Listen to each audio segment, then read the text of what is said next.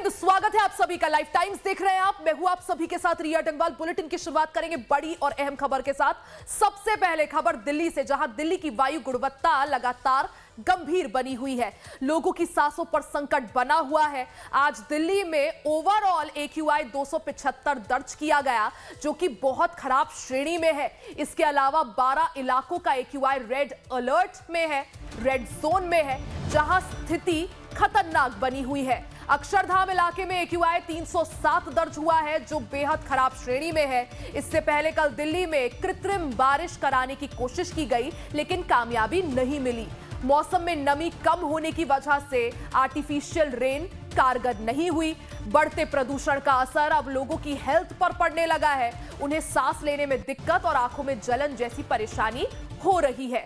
राजधानी दिल्ली में वायु प्रदूषण लगातार बढ़ता जा रहा है।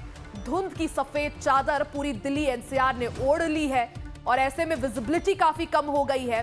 सिर्फ विजिबिलिटी ही नहीं, लोगों को स्वास्थ्य संबंधी दिक्कतें भी हो रही है। दिल्ली में वायु गुणवत्ता की स्थिति सुधरती हुई नजर नहीं आ रही है। आज 11 इलाकों में AQI रेड जोन में दर्ज किया गया, जबकि 22 इलाकों में ऑरेंज अलर्ट भी मौसम विभाग ने घोषित किया है। दिल्ली का औसत AQI 300 बना हुआ है। कृत्रिम बारिश कारगर नहीं हुई। प्रदूषण का हाल बता रही है हमारी संवाददाता रजनीश सिन्हा। दिल्ली धुआं धुआं सा हो गया है और आज फिर दिल्ली ने तिहरे शतक यानी ट्रिपल सेंचुरी का रिकॉर्ड बनाया है। और ये रिकॉर्ड अच्छी खबर नहीं है। ये बात हम कर रहे हैं एयर क्वालिटी इंडेक्स की। जी हाँ, पीछे मेरे जो आपको ये धुआं दिख रहा है, दरअसल ये स्मॉग है जो आपके विजन को इंटरप्ट कर रहा है। और दिल्ली में आज भी जो एयर क्वालिटी इंडेक्स है वो 300 के आंकड़े को पार कर गया है। खास बात यह है कि जिस एरिया में इस वक्त हम मौजूद हैं, ये दिल्ली नोएडा का बॉर्डर आप कह लीजिए, अक्षरधाम का इलाका है, और इसके बगल में मयूर विहार का इलाका है, जहां कल क्लाउड सीडिंग की गई थी। क्लाउड सीडिंग करने के बाद भी इन इलाकों की स्थिति आप देख लीजिए और आप सहज अंदाजा लगा सकते हैं कि क्या स्थिति है। बताया गया है कि 0.1 मिलीमीटर से 0.2 मिलीमीटर के आसपास की बारिश हुई।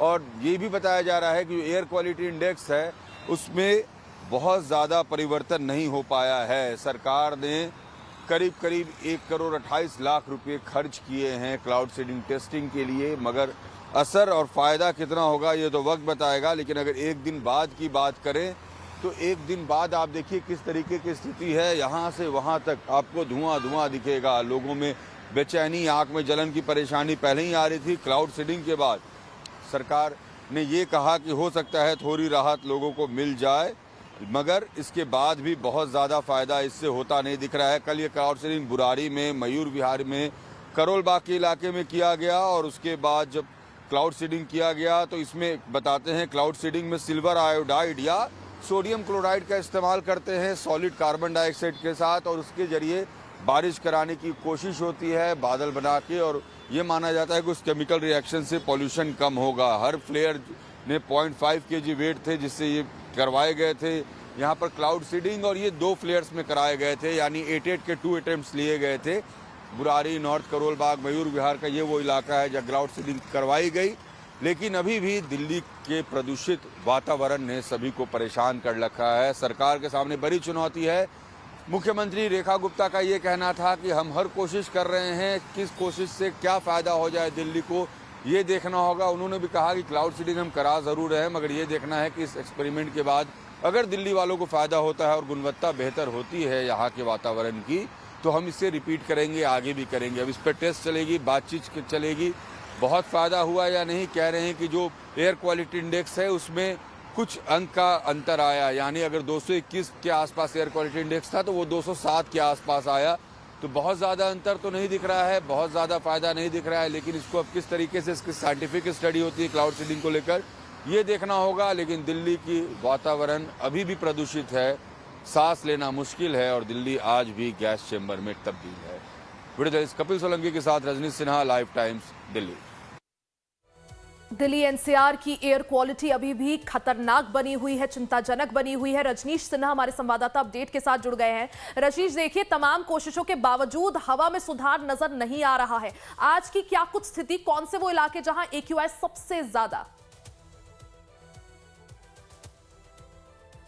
देखिए आज भी स्थिति कमोबेश वैसे ही बनी हुई है रिया। और बात करें एयर क्वालिटी इंडेक्स की, अगर दिल्ली के इलाकों में तो 300 से 400 के बीच, यानी रेड जोन में 12 इलाके हैं और 200 से 300 के बीच यानी ऑरेंज जोन में 22 बिहार का इलाका है, आनंद विहार का इलाका है, विवेक विहार का इलाका है।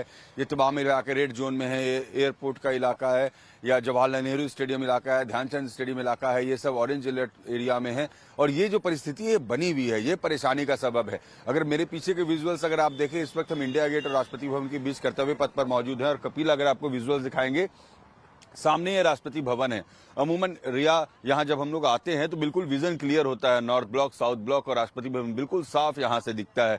लेकिन थोड़ी दूर के बाद ही विजिबिलिटी बिल्कुल ब्लर हो जा रही है और ये जो धुआं है ये परेशान कर रहा है। सेंट्रल दिल्ली की ये स्थिति है। अब देखिए कल क्लाउड सीडिंग कराई गई, उसके बाद भी जो रिजल्ट था, आपने अभी जो रिपोर्ट देखी रिया, उसमें आप समझ रही होंगी विजुअल्स के जरिए कि कैसे अभी पूरा इलाका जो है स्मोकी है।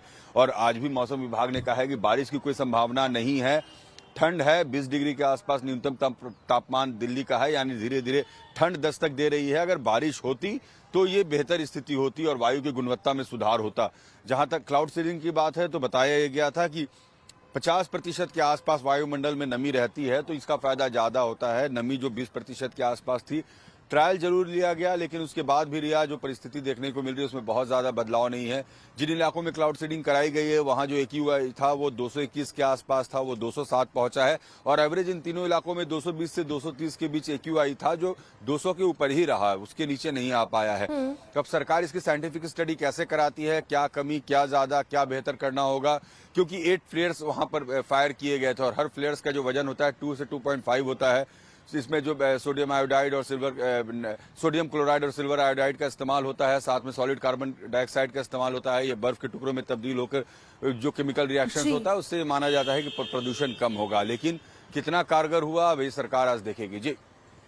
क्योंकि देखिए रजनीश, जैसा आपने भी समझाया, क्लाउड सीडिंग कराने की कोशिश की गई थी, ट्रायल्स कराए गए, लेकिन जो हर कोई इंतजार कर रहा था बारिश का, वो नजर नहीं आई। अब आगे क्या कुछ कदम रहेगा दिल्ली सरकार का, आगे किस तरह से इस प्रोसेस को आगे बढ़ाया जाएगा और क्या कुछ कदम उठाए जा सकते हैं, मेजर्स उठाए जा सकते हैं ताकि प्रदूषण जो है उसको एक तरह से कंट्रोल किया जा सके?